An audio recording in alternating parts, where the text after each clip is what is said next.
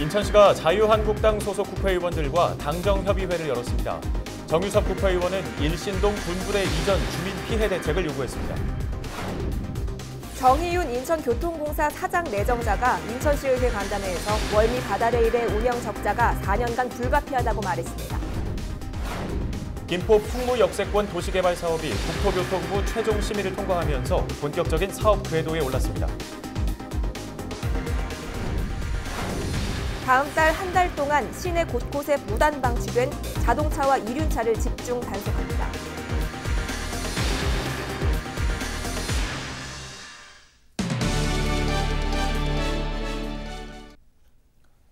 시청자 여러분, 안녕하십니까? 헬로티비 뉴스 시작합니다. 오늘의 첫 소식입니다. 김포 풍무역세권 도시개발 사업이 국토교통부 최종 심의를 통과하면서 본격적인 사업 착수에 들어갈 전망입니다. 김두관 국회의원은 23일 김포 풍무역세권 도시개발 사업이 국토부 중앙토지수용위원회 심의를 통과해 실질적인 행정 절차를 마쳤다고 밝혔습니다. 이에 따라 풍무역세권 개발 사업은 토지 보상 절차를 거쳐 이르면 내년 7월쯤 사업 착공에 들어갈 수 있을 것으로 내다봤습니다. 한편 풍무역세권 도시개발 사업은 김포 풍무역 일대에 8,000가구의 주거용지와 공원을 비롯해 대학 용지를 조성하는 사업입니다. 다음 소식입니다. 인천시가 자유한국당 소속 국회의원들과 당정협의회를 열었습니다. 예산 확보와 지역 현안 해결 등 다양한 논의가 오고 갔는데요. 회의에 참석한 정유섭 국회의원은 일신동 주민들이 군부대 이전으로 피해를 입게 됐다며 이에 대한 대책 마련을 촉구했습니다. 이재필 기자가 보도합니다. 이른 아침 인천시와 자유한국당 인천시당이 만났습니다. 시 집행부와 야당 간 시정 발전 방향을 논의하는 자리. 지역 현안을 논의하는 순서에서 정유섭 국회의원은 부평구 일신동 군부대 이전 문제를 거론했습니다. 지난 1월 인천시는 국방부와 산곡동의 3보급단을 일신동 군부대로 이전하는 데 합의했습니다. 평소 군부대 내 헬리콥터 소음으로 피해를 입고 있던 일신동 주민들은 군부대가 집적화할 경우 피해는 더욱 커질 것이라며 강하게 반발하고 있는 상황. 정 의원은 피해 지역 주민들을 위한 지원 대책을 마련해야 한다고 강조했습니다. 보상이나 대책을 해줘야 되지 않겠느냐, 그 지역 주민들한테 대해서. 예를 들어서 그 지역에 규제가 있으면 규제를 좀 완화해주고, 또 사업할 거 있으면 조금 더 그쪽에 회유발을 줘서 좀 사업을 해서 그 지역 주민들의 불만을 누그러뜨리는 게 좀 낫지 않느냐. 박남춘 인천시장도 군부대 시설 개방 등 일신동 주민들을 위한 지원 대책을 고심 중이라고 밝혔습니다. 또한 자기들이 짓는 체육관 시설이나 무슨 도서관 시설 이런 거는 주민들에게 개방하겠다는 그런 열린 자세도 갖고 있습니다. 그러니까 그런 문제들 종합적으로 해서 하겠고요. 현재 일신동 주민들은 군부대 이전을 반대하며 시위를 이어가고 있는 상황. 인천시의 지원 대책이 지역 주민들을 이해시킬 수 있을지 관심이 집중됩니다. 헬로티비 뉴스 이재필입니다. 다음 소식입니다. 인천시의회가 정희윤 인천교통공사 사장 내정자를 상대로 인사간담회를 진행했습니다. 정 내정자는 노조 이사제를 중심으로 경영 혁신에 나서겠다고 밝혔습니다. 월미 바다레일은 2022년까지 적자 운영이 불가피할 것으로 내다봤습니다. 이형구 기자가 취재했습니다. 인천 앞바다를 배경으로 작은 열차가 달립니다. 월미도 풍경과 세계 최대 규모의 벽화가 한눈에 들어옵니다. 월미도 일대 6.1km를 달리는 월미 바다열차입니다. 11년 전 준공한 월미 은하레일이 우여곡절 끝에 월미 바다열차로 변경해 시험 운행에 들어간 겁니다. 정의윤 인천교통공사 사장 내정자는 시의회 인사간담회에서 성공 개통을 위해 힘을 쏟겠다고 밝혔습니다. 10년 만에 개통을 눈앞에 두고 있습니다. 인천시 및 유관기관들과 협력하여 월미 지역을 인천의 관광 명소로 재탄생시키는 데 최선의 노력을 다하겠습니다.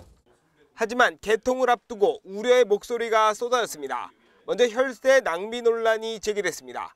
이미 1,000억 원을 쏟아부었는데 운영을 시작하면 2022년까지 적자 운영이 불가피하다는 지적입니다.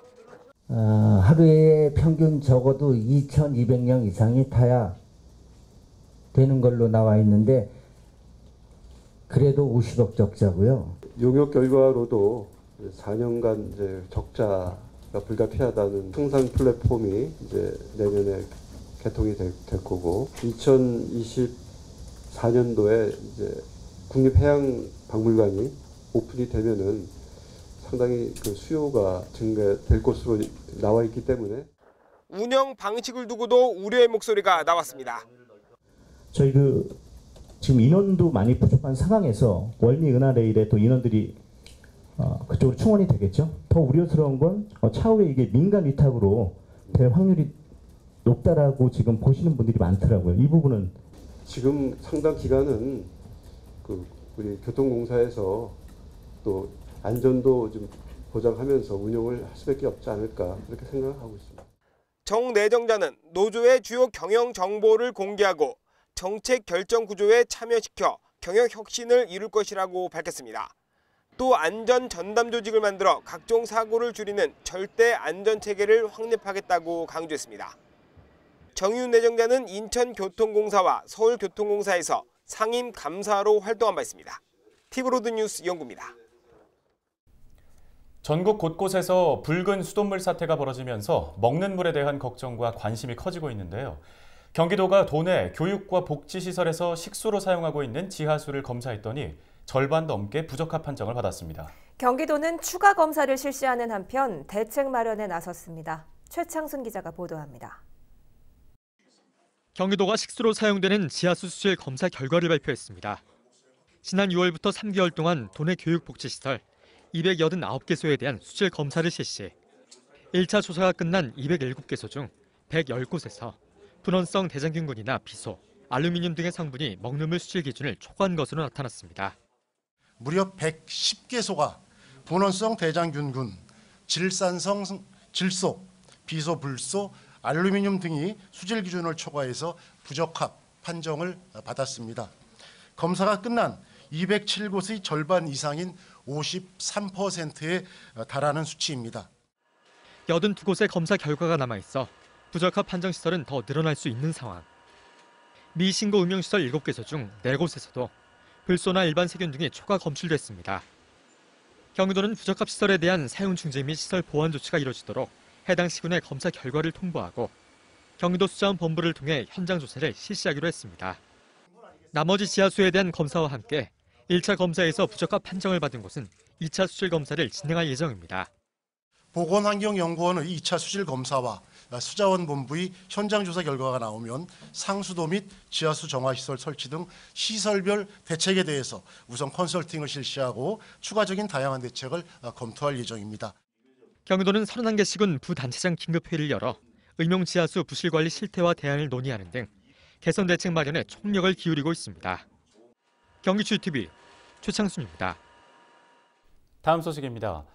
23일 오후 부천 괴안동의 한 미용실 건물에서 불이 나 주민들이 대피하는 소동이 있었습니다. 불이 나 검게 그을린 건물 외벽의 모습을 사진으로 볼 수 있는데요. 건물 5층까지 검은 연기가 타오른 흔적이 남아 있습니다. 소방당국은 23일 오후 미용실이 있는 1층에서 검은 연기가 나고 펑펑 하는 소리가 들린다는 주민의 신고를 받고 현장에 출동해 15분여 만에 화재를 진압했다고 밝혔습니다. 다행히 인명피해는 없었으며 소방당국은 정확한 화재의 원인을 조사하고 있습니다. 서울도시철도 연장선 지하 공사 현장에서 한 60대 근로자가 작업 중 사망했습니다. 경찰은 22일 오후 4시 16분쯤 서울도시철도 7호선 성남연장선 209 지하 현장에서 숨진 채 쓰러져 있는 A씨를 현장 관리자가 발견해 신고했다고 밝혔습니다. 경찰은 사고 현장 주변에 H빔과 쇠파이프 등 건설 자재가 흩어져 있어 방수 작업 중이던 A씨가 위에서 떨어진 건설 자재에 맞아 숨졌을 가능성이 있다고 보고 정확한 사고 원인을 찾고 있습니다. 최근 김포 문수산 일대 해충 개체수가 눈에 띄게 늘어나면서 김포시가 방제에 집중하고 있습니다. 김포시는 최근 고온다습한 날씨에 미국 흰불나방의 산란기까지 겹치면서 해충 개체수가 크게 늘어난 것으로 보고 있습니다. 이에 따라 오는 9월까지 문수산 일대를 중심으로 산림 병해충 방제원 22명을 동원해 집중 방제에 나설 계획입니다. 김포시가 1급 발암물질인 성면을 건축자재로 사용한 건축물을 집중 점검합니다. 김포시는 오는 10월까지 주요 성면 건축물을 대상으로 안전관리인 지정과 관리대장 작성 여부를 확인하고 위해성 평가도 진행합니다. 또 성면 건축 자재가 존재할 경우 해체하거나 제거하게 하는 등 현장에서 건물 특성에 맞는 조치 방법을 지도할 방침입니다.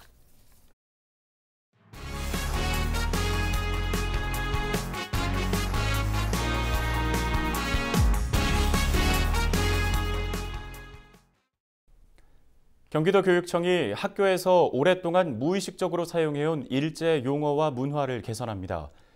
경기도교육청은 올바른 역사의식을 심어주고 정체성을 확립하기 위해 학교 내 일제잔재 청산 프로젝트를 진행한다고 밝혔습니다. 도교육청은 지난 6월 학교생활 일제잔재 청산 프로젝트 TF팀을 구성해 도내 학교를 대상으로 일제 문화, 용어 등을 파악한 결과 160개 교에서 312건의 의견을 수렴했습니다. 도교육청은 이날 이번 조사 결과를 도내 학교에 공문으로 발송하고 토론회 등을 통해 일제잔재 청산을 자율적으로 진행하도록 할 계획입니다. 인천시 교육청이 23일 오후 인천 남동구 로얄호텔에서 청소년 정책 100인 토론회를 열었습니다. 이 자리에서 자유학기제 운영의 필요성과 개선 방안에 대해 학생과 장학사가 함께 1시간여 동안 정책 토론을 이어갔는데요. 또 중고 기초학력 보장 정책과 상설 동아리 운영, 수행평가 운영 방법 개선 등 다양한 학생 중심의 정책 제안도 이어졌습니다. 이번 정책 토론회는 지난해 9월 이후 두 번째입니다. 좀 더 좋은 그런 민주주의의 배움터로 나가기 위해서 우리가 어떻게 해야 되는가 이런 것들을 또 같이 논의하고 지혜를 모으는 이런 자리가 마련돼서 우리 학교가 좀 더 행복해지기 위해서 우리는 어떻게 해야 될까? 오늘 여러분들이 논의해서 모아가는 그런 주제도 그 가운데 하나일 것이고요. 통일부와 대한적십자사가 인천 지역에 거주하는 이산가족 250명을 초청해 위로 행사를 열었습니다. 행사 참석자들은 단 한 번만이라도 고향 땅을 밟아보고 싶다고 말했습니다. 원태규 기자가 보도합니다. 1951년 아버지와 단둘이 월남을 한 이철부 씨의 고향은 함경도입니다. 방학을 맞아 외갓집에 가는 기차에 올랐지만 기차는 목적지에 멈추지 못했습니다. 이철부 씨는 기차가 그대로 거제도까지 내려왔다고 기억하고 있습니다. 아직도 고향집에선 자신이 외갓집에 갔다고만 생각할까 걱정되는 마음에 눈시울을 붉힙니다. 여기서 나오신 연세 많으신 분들은 내가 살던 고향을 한번 가보고 싶다. 그 욕망밖에 없는 거예요. 올해 76살인 박성길 씨의 고향도 함경도입니다. 일사후퇴 때 아버지의 손을 잡고 남한으로 왔습니다. 벌써 60년이 지났지만 북에 두고 온 가족들의 생사조차 확인이 되지 않는다는 게 그를 더 답답하게 합니다. 부인하고 이제 자녀분들 그분들이 이제 생사 확인이 아직 지금 안 돼 있어가지고. 통일부와 대한적십자사가 인천 지역 미상봉 이산가족 초청 위로 행사를 열었습니다. 참석자들은 오랜만에 만난 동양 사람과 서로의 안부를 물으며 고향 이야기를 나눕니다. 인천 지역에 거주하는 이산가족 신청자는 4,468명으로 집계되고 있습니다. 문제는 대다수의 이산가족이 7, 80대의 고령이라는 겁니다. 정부의 신속한 대처가 필요하다는 목소리가 제기되고 있습니다. 정부는 남북관계 진전과 한반도 비핵화의 선순환 과정을 통해서 이산가족 문제가 최대한 조속히 해결될 수 있고 근원적으로 또 해결될 수 있도록 노력을 멈추지 않겠습니다. 고향에 두고 온 가족을 한시도 잊은 적 없다는 이산가족들. 살아생전 고향 땅을 한번 밟아보는 게 유일한 소원이라고 한 목소리로 말하고 있습니다. NIB 뉴스 원태규입니다. 마음에 드는 물건을 고르듯이 정책도 쇼핑하는 시대입니다. 경기도가 지자체 사업 중에 효과가 좋은 일자리 정책을 구매해 적용하는 새로운 방식을 도입했는데요. 일명 정책 마켓입니다. 이번엔 총 25억 원어치의 시군 일자리 사업을 샀습니다. 한선지 기자가 취재했습니다. 가평의 대표 여행지로 알려진 자라섬. 관광객들이 전기버스를 타고 섬 한 바퀴를 둘러봅니다. 여행 가이드의 자세한 설명도 곁들여집니다. 재즈 페스티벌 열리고 저 남도 쪽으로 가면은 남도에는 아주 꽃길이 예쁘게 조성돼 있어요. 다음 코스는 가평의 또 다른 명소 뮤직빌리지. LP판으로 듣는 노래와 영화 등을 즐길 수 있는 문화시설로 여기서도 같은 옷을 입은 가이드가 이곳저곳을 안내합니다. 직접 설명해 주시고 하니까 조금 더 흥미롭게 관찰하고 이렇게 활동할 수 있는 공간이 된 것 같아요. 동네 사정을 잘 아는 주민들을 가평군에서 고용한 것. 어르신들이 여행 도우미로 일하면서 제2의 인생을 찾는 건 물론 관광 활성화에도 도움된다는 점이 눈에 띄어 경기도가 우수 정책으로 사들였습니다. 김포는 취업 준비생을 도서관 큐레이터로 취업시키는 정책을 펼칩니다. 여기선 취준생이었던 시민들은 스스로 기획한 교육 프로그램을 강의하며 경력을 쌓습니다. 도서관에서 인턴 같은 프로그램이 없어서 사서가 꿈인 저에게는 정말 좋은 기회고 이 기회로 꿈에 한 발자국 더 다가갈 수 있을 것 같습니다. 모두 경기도가 올해 처음 시도하는 정책마켓에서 구매한 사업들입니다. 쉽게 말해 시군이나 산하 공공기관 정책 중에 필요성이나 효과 좋은 걸 도가 골라 사는 겁니다. 사업비 지원 예산이 곧 구매 비용인 셈. 도는 총 25억 원을 들여 모두 11개 일자리 사업을 구매했습니다. 이렇게 만들어진 공공 일자리는 200여 개 정도 됩니다. 일자리 사업을 발굴해서 그다음에 시군이 예산을 부담하는 그런 하향식 방법으로 지금까지 추진되어 왔는데 일자리 정책 마켓 사업은 시군과 수평적 협치 행정을 추진하는 올해 초 공모를 통해 효과를 따져 선정됐습니다. 지역 상황에 맞는 사업 추진으로 효율성을 극대화하겠다는 의도. 도가 만든 정책을 일방적으로 따르는 것에서 벗어나 시군도 필요하면 자유롭게 도 정책을 구매할 수 있습니다. 이번 시범 사업 결과에 따라 다른 지자체에도 확대할 수 있을지 검토할 계획입니다. 경기주TV 한선지입니다. 인천시가 올해 2학기부터 지역 11개 학교에서 무상 우유급식 시범 사업을 실시합니다. 지원 품목은 국내산 원유 100%를 사용한 흰우유와 치즈 등입니다. 인천시는 오는 12월 선정 학교를 대상으로 만족도 조사를 실시한 후 사업 추진 여부 등을 검토할 예정입니다. 인천시 교육청이 올해 검정고시 합격자 명단을 오는 27일 발표합니다. 지난 7일에 시행된 2019년 제2회 검정고시에서는 응시자 2,000명 가운데 69%인 1,382명이 합격했습니다. 최고령 합격자는 84살, 최연소 합격자는 11살로 모두 초졸 검정고시에 응시했습니다. 인천시 교육청은 오는 28일 합격자 수여식을 개최합니다. 부천시가 다음 달 한 달 동안 시내 곳곳에 무단 방치된 자동차와 이륜차를 집중 단속합니다. 단속 대상은 자동차를 도로에 계속 방치하거나 정당한 사유 없이 자동차를 다른 사람의 토지에 방치하는 등의 경우입니다. 부천시는 단속반에 의해 적발된 차량이나 주민 신고가 들어온 차량 소유자에게 자진 처리를 우선 안내할 예정인데요. 자진 처리가 이루어지지 않을 경우 견인 후 폐차 예고 등을 거쳐 폐차하거나 검찰에 송치할 계획입니다. 자진 처리에 불응해 차량이 강제 폐차될 경우 최대 150만 원의 범칙금이 부과됩니다. 날씨 알아보겠습니다. 절기상 처서에 들어서면서 무더위는 잠잠해졌는데요. 다만 갈수록 일교차가 크게 나고 있습니다. 아침 저녁으로는 선선함이 느껴지는데 아직 낮에는 다소 덥습니다. 내일도 아침과 낮 기온이 10도 안팎 크게 차이가 나겠는데요. 토요일의 아침 기온은 23도, 낮 기온 30도 보이겠습니다. 주간 날씨 볼까요? 다가오는 주말과 휴일, 바깥나들이 즐기기는 무난하겠습니다. 전국 하늘에 가끔 구름만 끼겠고요. 일요일도 비슷하겠고 강원 영동과 제주에만 오후에 조금 비가 오겠습니다. 전국 날씨 보시죠. 한낮에는 대부분 30도 선의 더위가 계속되겠습니다. 주말에 전국 하늘에 구름만 지나겠고 미세먼지 농도는 보통 수준으로 대기질은 무난하겠습니다. 아침 기온은 서울이 21도, 대구도 21도에서 시작하겠고요. 낮 기온은 서울이 29도, 대구 31도 되겠습니다.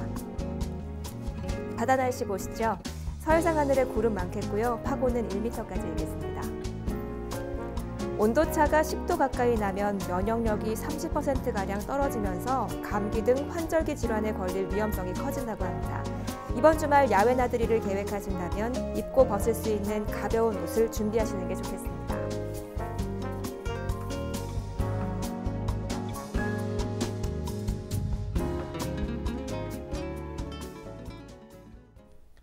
오늘 저희가 준비한 소식은 여기까지입니다. 헬로티비 뉴스는 언제나 지역 주민 여러분 곁에 있겠습니다. 시청해주신 여러분 고맙습니다.